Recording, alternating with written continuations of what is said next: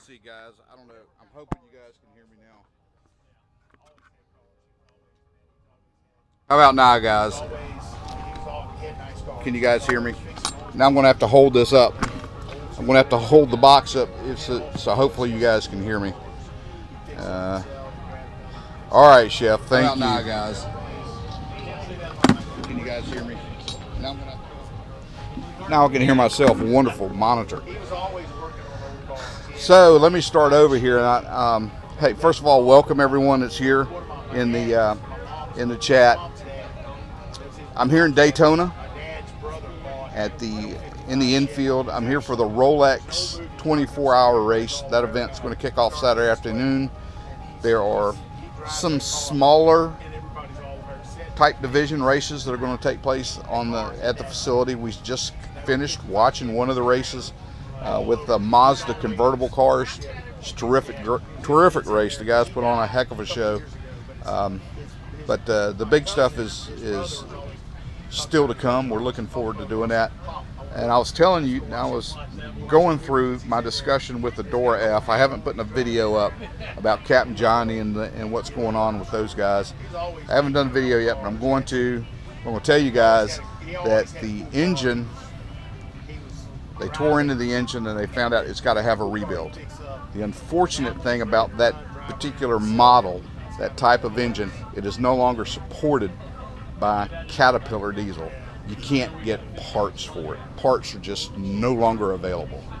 They've been used up in the market for people like Captain Johnny who had that same engine, and it's gone away. So his options are either to find a replacement engine to go in it, or maybe look at another boat. He's got a lot going on. He's processing a lot of things. And, I don't know, my heart breaks for him. I hate that this situation has developed the way it has for those guys, but it's the cards that have been dealt. We're going to continue to follow along. I'll get a video out where you guys, I'll try to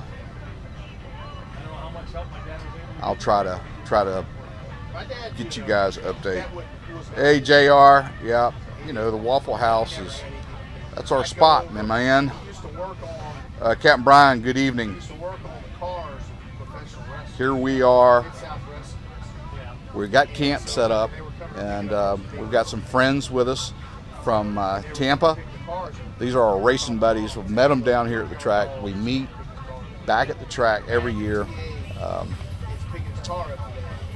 And it's been a day of getting camp set up and seeing people and kind of run into the store, get groceries, and you know, the kind of things that I probably should have done a day or two yesterday that I kind of put off, but that's what we're in the process of doing. So we are, here in Daytona, and the Rolex 24 race is this weekend. It'll start Saturday afternoon and go till, it's 24 hours. It'll start Saturday afternoon and go till Sunday afternoon. So hopefully we'll be able to bring you guys some sights and things that are going on, not necessarily on the track, but the whole infield, the whole camping experience in here is something kind of special, and I enjoy sharing this with you guys. I know it's something completely different from what you normally see the Menorcan Mullet channel, but you know, I guess variety is okay sometimes. You know, kind of look around and see some things, especially if you've never been to the event and kind of seen this. So hopefully we'll get some video and maybe do some live streams tomorrow. I know that Derek has a huge weekend going on with the Food Boat channel. So if you guys haven't subscribed to Derek's channel, he's going to be at the Charleston Boat Show, and he's going to be cooking. He's got a lot of the chefs returning from the July marathon, and they're going to be back doing some of their favorite recipes. And I'm really excited for Derek because he's done a lot of work to put this event together, and it's going to be really neat when he does that. And of course,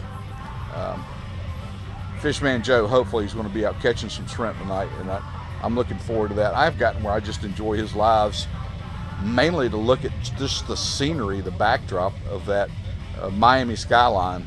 If you haven't seen that, you're missing a great show, because he does a pretty neat job of kind of showing you what he does, and then like I said, the scenery there is just phenomenal. Well, Teresa, I hope that we're able to bring you something that maybe you've never seen before out here from the Daytona International Speedway. Good folks, and this is a little bit different crowd. I come down to the 500 as well as the 24-hour race, and this 24-hour race is, this is sports car racing, Lamborghini, Ferrari, BMW, Mercedes, Ford, Corvette. I'm just trying to think of some of the different cars, and then the prototype cars, the real fast division that runs around this track. That is all cutting edge technology. They're running hybrid engines. They have electric over internal combustion, and their acceleration is amazing, and then they really get a lot of speed. Probably the fastest vehicles that run out here at Daytona are these prototype cars. So a lot of fun there, kind of watching that speed and the way these guys are able to maneuver these things. Now I want to tell you guys a little bit about this race, this 24-hour race. They're going to start this race with 59 cars. There's 4 different classes, and there'll be a total of 59 cars on the track when they start the race. So it takes a few laps, but it really starts to get congested, and that's one of the really interesting aspects of this type of racing. You've got really fast cars that are racing against slower classes, and you really the drivers really have to stay on top of the ball, because their closing rates are different for different cars, different classes. It can get pretty interesting every now and then. But wow, I hope everybody's doing well. Again, it's probably been, I think the last live that I was actually a part of was when we went shrimping just before the Christmas Eve parade, when Derek and I went out on the Door F. So it's good to be back, and it's good to talk and be able to see you guys. As guys, I got to tell you, I'm just sitting here looking back underneath the tent, and the full moon is beginning to rise back in the background here over the track. Beautiful sight. If you're in an area where you actually have a clear line of sight, be sure to catch that moonrise this evening, because it is beautiful, very beautiful. I keep forgetting I have the microphone up here. I'm sorry, guys. I hope you guys can hear me. But the cars are going to come out here very shortly for their evening practice.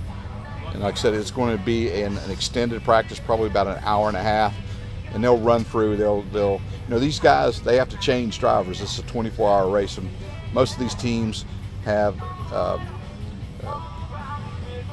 more than 2. Some may just have 2, I think, but some of these teams have like 4 drivers on them, and they'll practice these driver changes, letting these guys get out and get a feel for what the track's like in darkness before the race starts on Saturday.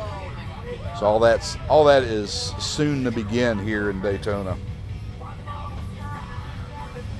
Yeah, and I've had, we'll talk about Captain Johnny's boat. I've had several people that have commented and said, hey, you need to call these people, or you need to call those people.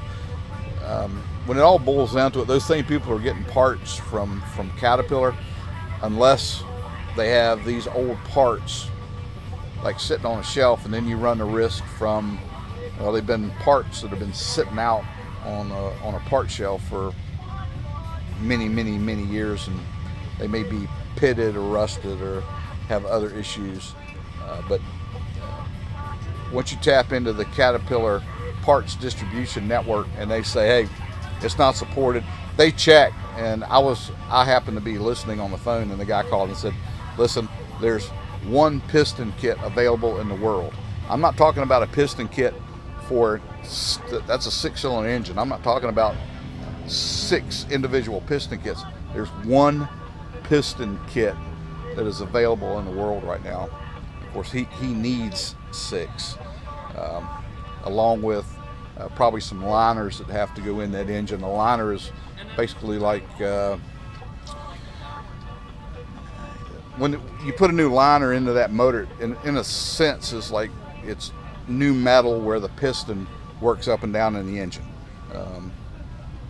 So it's basically like a new engine. It brings all the specs back into check, as far as diameter for ring expansion and everything like that in piston. That's probably a little more technical than most people can understand, but there's somebody out there that goes, I know exactly what you're talking about, Andy.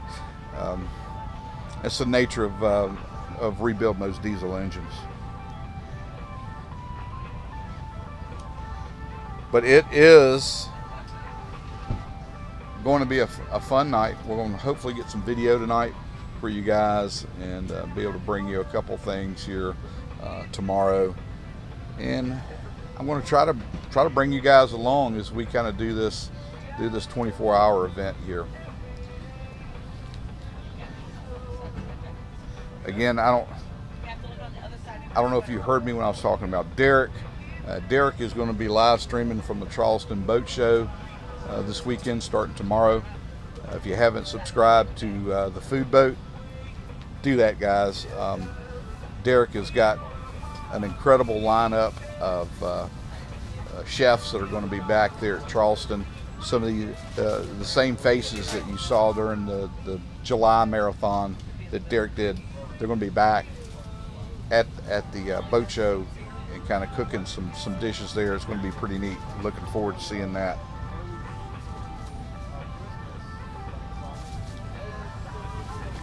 Actually, Gerald, where we are, this is all general camping. They opened it up. It was supposed to be 7. I think they opened it up about 6:15, and there's like people you just come in, and like, this is my regular spot. I came right here and got my regular spot and set up.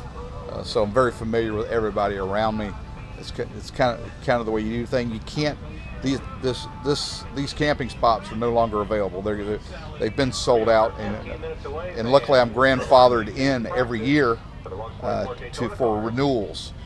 There's a long waiting list to get these camping spots, and this is just general camping. But to me, we're down on the real fast end of the track in 3 and 4, and I think some of the best views of the cars are right here in this area. Rather be here than anywhere else on the track. But I certainly appreciate that. Main Girl, good evening. Polish Cha-Cha, thanks for joining us here tonight, kind of being a part of what we're doing here.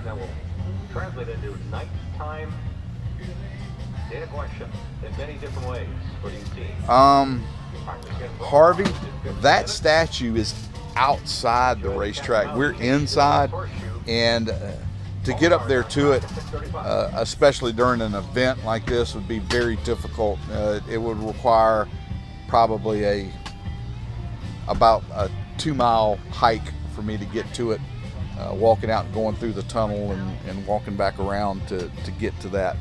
So I don't know that I will get any pictures with Dale's statue, but yeah, it's out front of the speedway out there. Just a real busy time. They're very busy. There's a lot going out in front of the facility here during a big event like this. But this is a pretty cool event. It is a huge international group of spectators. People from all over the world are here to watch their particular car brands and I guess drivers. You know, there's a lot of different nationalities of drivers that are out. And you see our first car starting to come out onto the track here for warm-ups. So I don't want to bore you guys anymore, and it's getting ready to get really loud here, probably to the point that you guys won't be able to hear me once the faster classes get on the track and start running around here. And plus I want to get over to the fence and kind of take a look at some things over there as these guys come by. So I'm probably going to end the stream here. We're still here live from Daytona. Thanks for being here with us, and I hope you guys have a great Friday evening, and we shall talk to you hopefully tomorrow, hopefully with some new video. You guys take care and be safe out there.